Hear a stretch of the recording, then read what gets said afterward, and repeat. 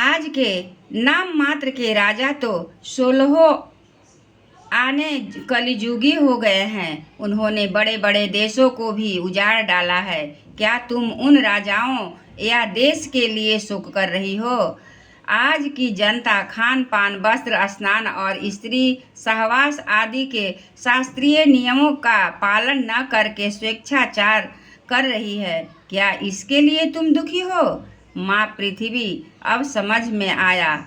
हो न हो तुम्हें भगवान श्री कृष्ण की याद आ रही होगी, क्योंकि उन्होंने तुम्हारा भार उतारने के लिए ही अवतार लिया था और ऐसी लीलाएं की थी जो मोक्ष का भी अवलंबन है।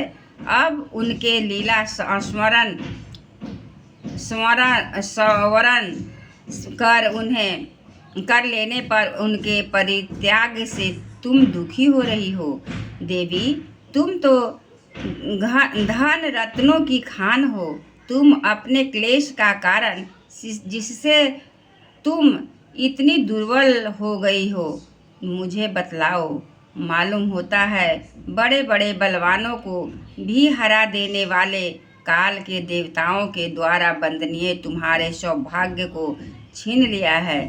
पृथ्वी ने कहा, धर्म, तुम मुझसे जो कुछ पूछ रहे हो वह सब स्वयं जानते हो। जिन भगवान के सहारे तुम सारे संसार को सुख पहुँचाने वाले और चारों चरणों से युक्त थे, उनमें सत्य, पवित्रता, दया, क्षमा, त्याग, संतोष, सरलता, सम, दम, तप, समता, तितिक्षा, उपरति, शास्त्र विचार, ज्ञान, वैराग्य, ऐश्वर्य, वीरता, तेज, बल, स्मृति, स्वतंत्रता, कौशल, कांति, धैर्य, कोमलता, निर्भीकता, विनय, शील, साहस, उत्साह, बल, सौभाग्य, गंभीरता, स्थिरता, आस्तिकता, कीर्ति, गौरव और निरहंकार, ये 39 अप्राकृत गुण तथा महत्वाकांक्षी पुरुषों के द्वारा वांछनीय शरणागत,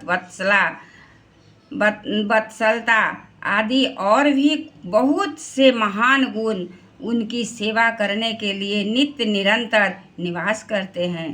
एक क्षण के लिए भी उनसे अलग नहीं होते। उन्हीं समस्त गुणों के आश्रय सौंदर्य धाम भगवान श्री कृष्ण ने इस समय इस लोक से अपनी लीला स्मरण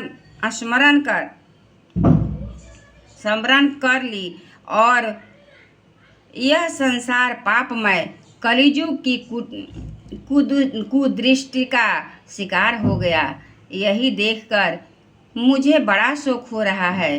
अपने लिए देवताओं में श्रेष्ठ तुम्हारे लिए देवता, पितर, ऋषि, साधु और समस्त वर्णों और आश्रमों के मनुष्यों के लिए शोकग्रस्त हो रही हूँ, जिनका कृपा कटाक्ष प्राप्त करने के लिए ब्रह्मा आदि देवता भगवान के शरणागत होकर बहुत दिनों तक तपस्या करते रहे। वही लक्ष्मी जी अपने निवास स्थान कमल वन का परित्याग करके बड़े प्रेम से जिनके चरण कमलों की सुभग छत्र छाया का सेवन करती है, उन्हीं भगवान के कमल, वज्र, अंकुश, ध्वजा आदि चिन्हों से युक्त श्री चरणों से विभूषित होने के कारण मुझे महान वैभव प्राप्त हुआ था और मेरी तीनों लोकों से बढ़कर शोभा हुई थी।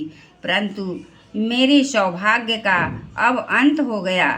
भगवान ने मुझे अभागिनी को छोड़ दिया। मालूम होता है मुझे अपने सौभाग्य पर गर्व हो गया था, इसलिए उन्होंने मुझे यह दंड दिया है। तुम अपने तीन चरणों के कम हो जाने के से कम ही मन कूड़ रहे थे, अतः अपने पुरुषार्थ से तुम्हें अपने ही अंदर पुनः सब अंगों से पूर्ण एवं स्वस्थ कर देने के लिए वे अत्यंत रमणीय श्याम सुंदर विग्रह से जदुवंश में प्रकट हुए और मेरे बड़े भारी भार को जो असुर वंशी राजाओं की सैकड़ों अछोहनियों के रूप में था नष्ट कर डाला, क्योंकि वे परम स्वतंत्र थे, जिन्होंने अपनी प्रेम भरी चितवन, मनोहर मुस्कान और मीठी मीठी बातों से सत्यभामा आदि मधुमयी मानिनियों के मान के साथ धीरज को भी छीन लिया था, और जिनके चरण कमलों के स्पर्श से मैं निरंतर आनंद से पुलकित होती रहती थी। उन पुरुषोत्तम भगवान श्री कृष्ण का विरह भला कौन सह सकती है। धर्म और पृथ्वी इस प्रकार आपस में बातचीत कर ही रहे थे कि उसी समय राजर्षि परीक्षित पूर्ववाहिनी सरस्वती के तट पर आ पहुँचे।